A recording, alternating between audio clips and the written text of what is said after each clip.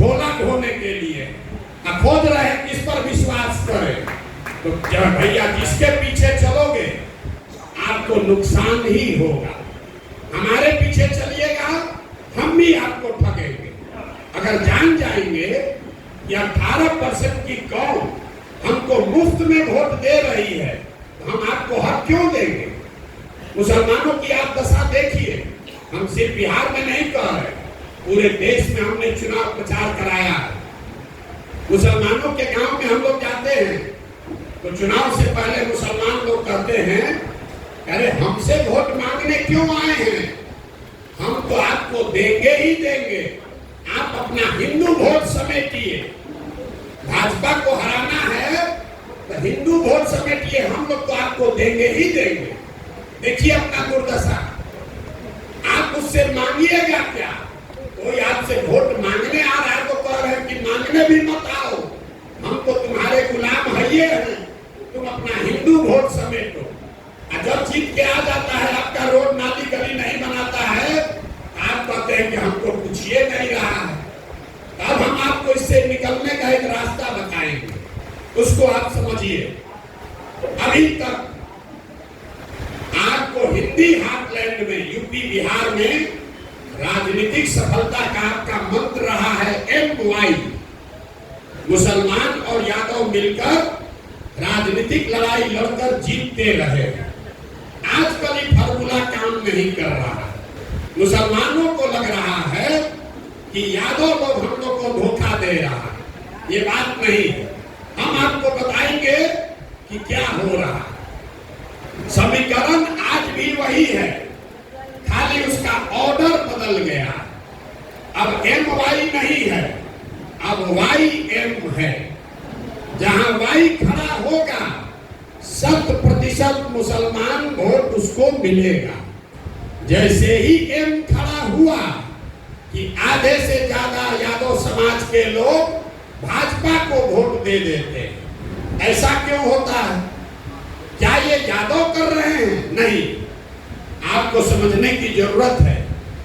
अगर आप यादव को छोड़कर दलित के साथ, फॉरवर्ड के साथ, कुशवाहा अति पिछड़ा के साथ भी एक कॉम्बिनेशन बना लीजिए, वहां पर भी यही होगा। जब वो खड़ा होगा आप 100% वोट दीजिएगा। जैसे ही आप खड़े होइएगा आधे से ज्यादा उस समाज का आदमी भाजपा को वोट देगा। ऐसा क्यों है। ऐसा इसलिए है कि पूरे देश में करीब करीब आधा हिंदू, इसको याद रखिए, इसी से रास्ता भी आपको बताएंगे। आधा हिंदू विचारधारा के आधार पर हिंदू मुसलमान के नाम पर भाजपा को वोट दे रहा। इस चुनाव में भाजपा को कितना वोट मिला। करीब करीब 36%। मुसलमानों ने तो भाजपा को वोट दिया नहीं। इस देश में 80% हिंदू रहते हैं और 80 में अगर 40% वोट भाजपा को मिला तो इसका मतलब है कि करीब करीब आधे हिंदू भाजपा को वोट दे रहे हैं। और इस आधे हिंदू में सभी जाति के हिंदू शामिल हैं। वो यादव भी है, ब्राह्मण भी है, अति पिछड़ा भी है, दलित भी है। हमारी बात पर भरोसा नहीं है तो एक बात समझिए।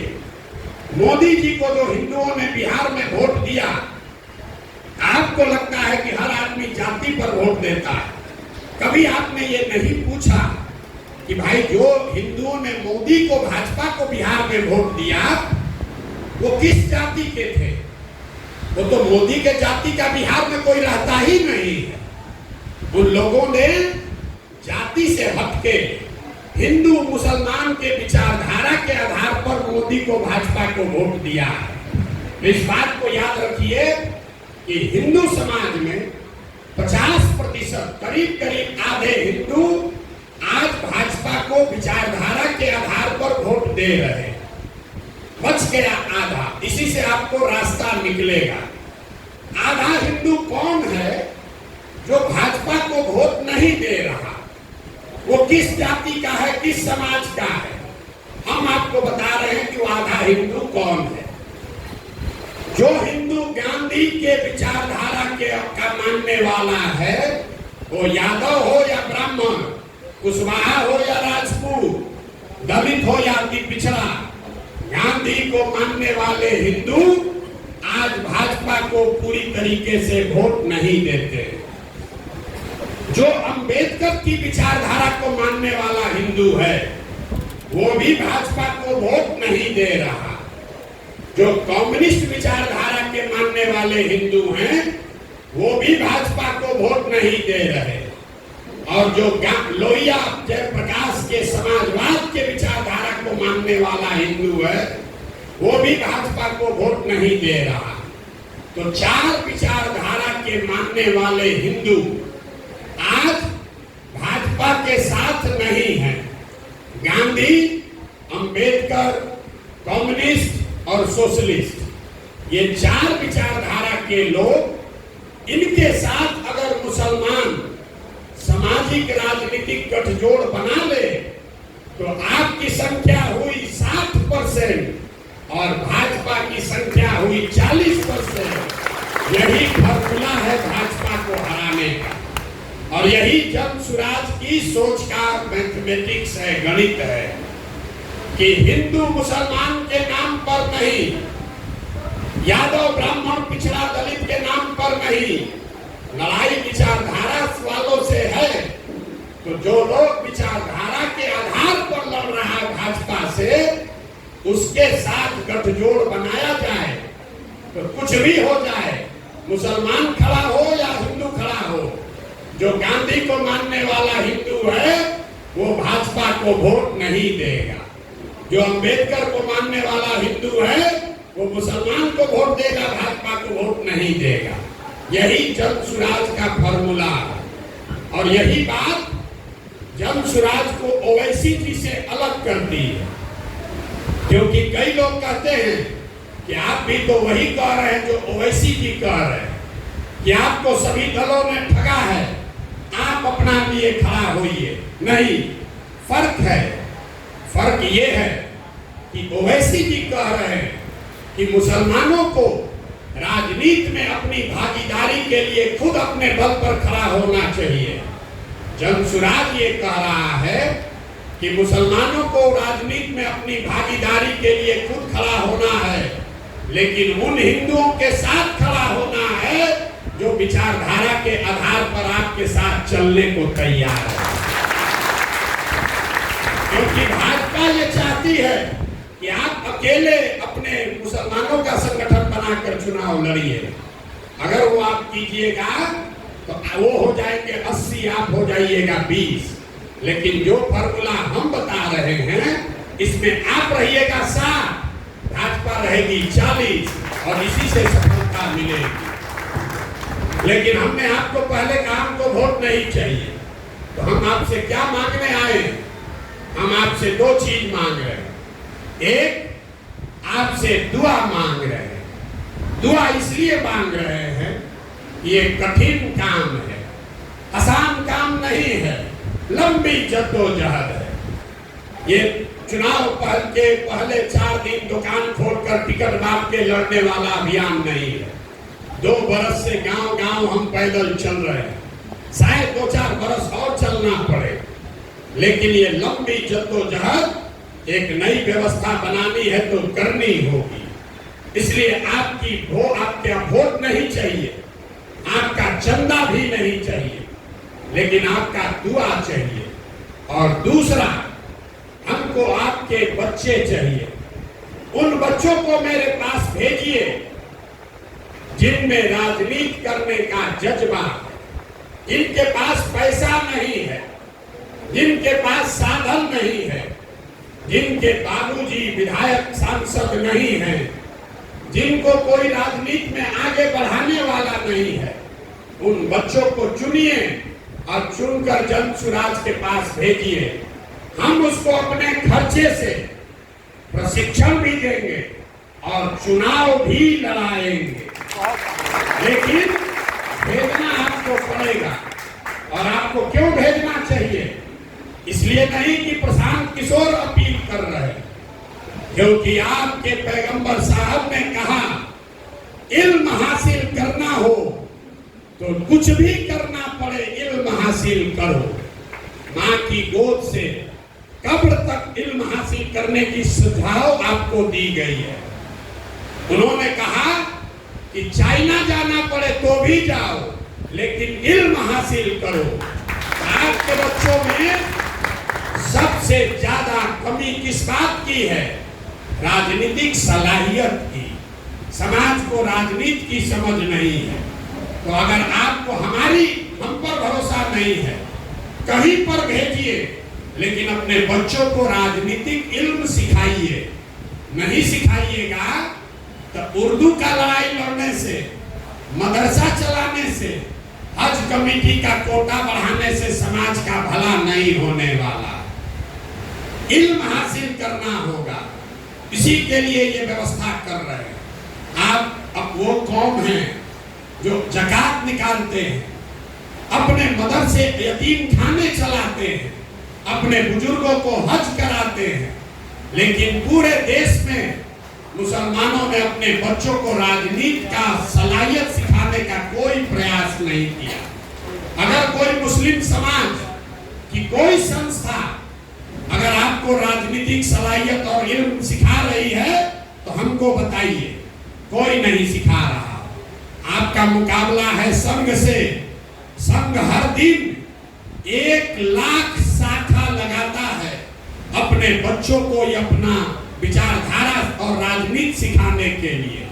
उसके मुकाबले आप घर में बैठे हुए हैं, सोच रहे हैं कि कोई रहनुमा ऊपर से आए और हम लोग का भला कर दे।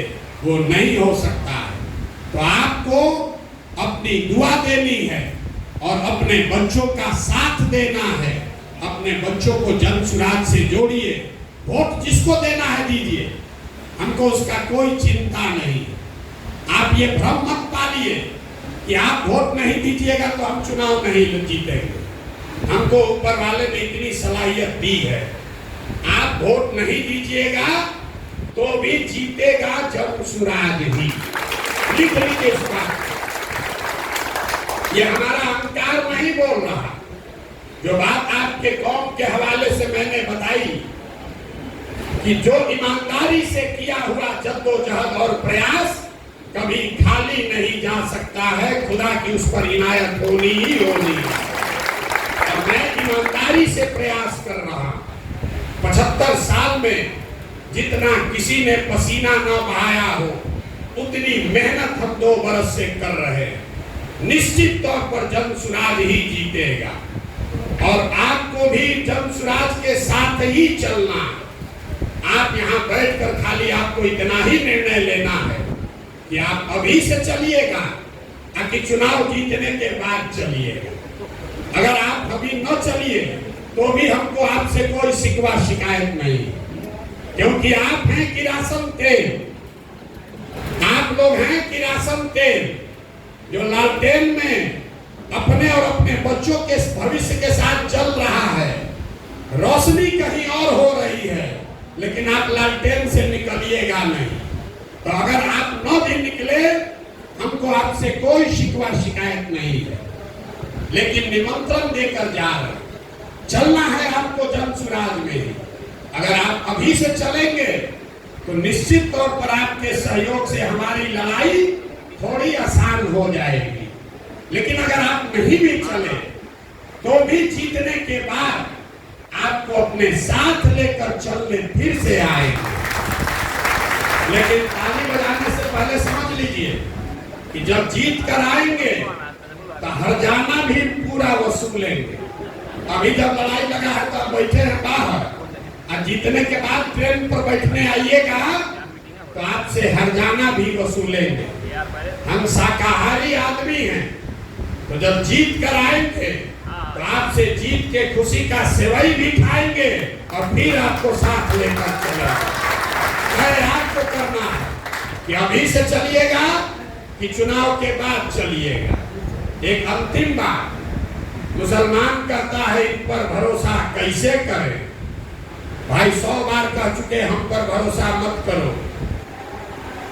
सीतामढ़ी में हमने एक ऐसी सभा की तो एक मौलाना खड़े होकर बोले कि प्रशांत जी, आप तो हिंदू हैं, आपने अलग अलग दल और नेताओं की मदद की है। आप पर मुसलमान समाज भरा भरोसा करे या न करे, हम तो मौलाना हैं। सीतामढ़ी में कौम की सेवा करते हुए पूरा उम्र बिता दिया, लेकिन 2 बरस पहले जब हमने सीतामढ़ी के मुसलमानों के जलसे में कहा कि अब समय आ गया है कि मुसलमान आरजेडी से अपना हक मांगे, तो पूरे सीतामढ़ी के मुसलमानों ने कहा कि लगता है मौलाना बिक गया, ये भाजपा का एजेंट हो गया।